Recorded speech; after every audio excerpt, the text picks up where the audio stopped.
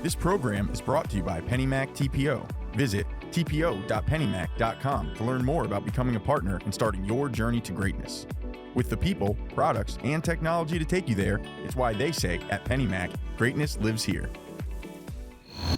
Welcome to The Interest. I'm Sarah Wolak. We're well into the fall now, which here in the Northeast means cooler weather and leaves changing color. It also means a market shift in favor of home buyers. But just how big of a move are we talking about? And could this help reignite demand at a time when so many can't afford to buy? Our own Mike Savino talked with experts at Adam to see what they found in a newly released report. Probably not a surprise to your viewers and listeners, but the best time to be a home buyer is in the fall and winter months. We all know buying activity fluctuates throughout the year, and there's some good news for potential buyers who've been struggling to afford a home. We're entering the best time of year for them.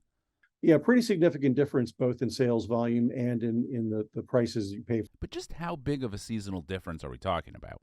A new report from Adam shows that buyers pay a little more than 3% above listing price in October. From March through July, that jumps to 7%. We all know why. Families are less inclined to move with their kids in school, and that creates opportunity.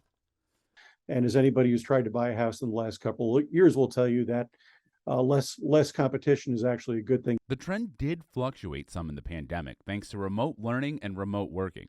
People looking to move didn't have to care about the season.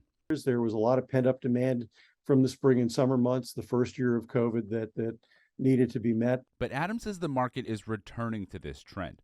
So does that mean a big enough shift to a buyer's market and thus a boost in origination? The seasonality will help affordability a little bit, but the real problem we have with affordability right now isn't a seasonal thing, it's a mortgage rate thing. The seasonal trend may not restore balance in the market, but favorable conditions could bring back those who've been on the fringe of buying. If I were an originator, I'd be marketing heavily to my prospect list right now, telling them that this is the best time of the year to buy. Another change, institutional investors are taking a time out, meaning less competition from buyers with more money. They've actually gone on the sidelines for a while, so they're waiting to see how the market shakes out. And with a less competitive market, now could be the time to reach out to first-time home buyers who became so frustrated over the summer that they decided to give up on their dreams of homeownership. So it really isn't a bad time to be looking if you're a buyer and if you're financially ready and able to take on the responsibility of homeownership. You can hear more about Adam's report on The Principal, the Mortgage News Network's daily podcast, available wherever you get your podcasts. For the Mortgage News Network, I'm Mike Savino. Thanks, Mike. And you're right that buyers can use any help they can get because they have to balance their goal of buying a new home with the surging costs of everyday life.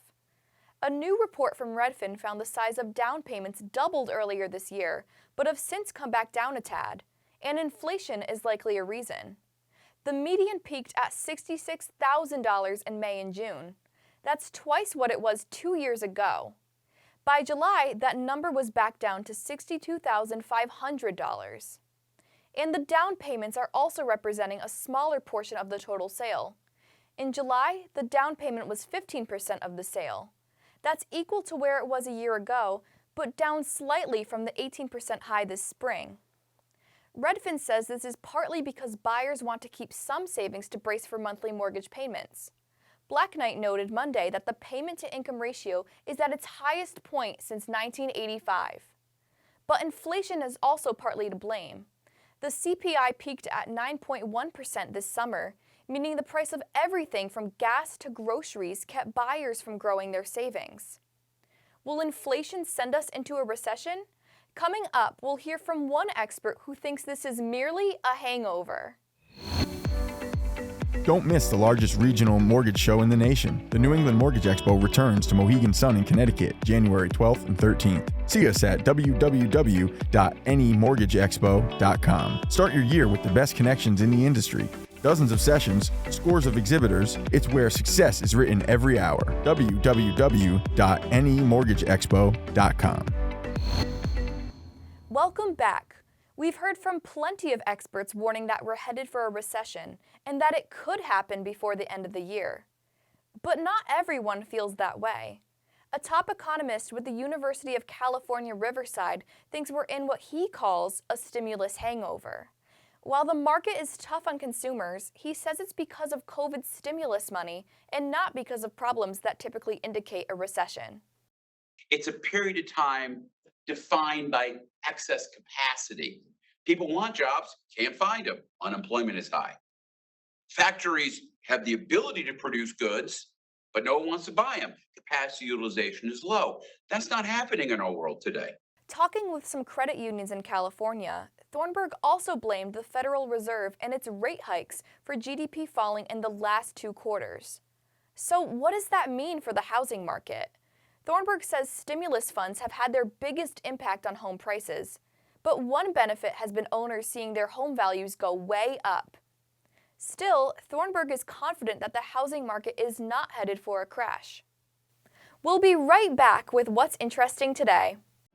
This program was brought to you by PennyMac TPO. Visit tpo.pennymac.com to learn more about becoming a partner and starting your journey to greatness. Welcome back. Here's what else is interesting today.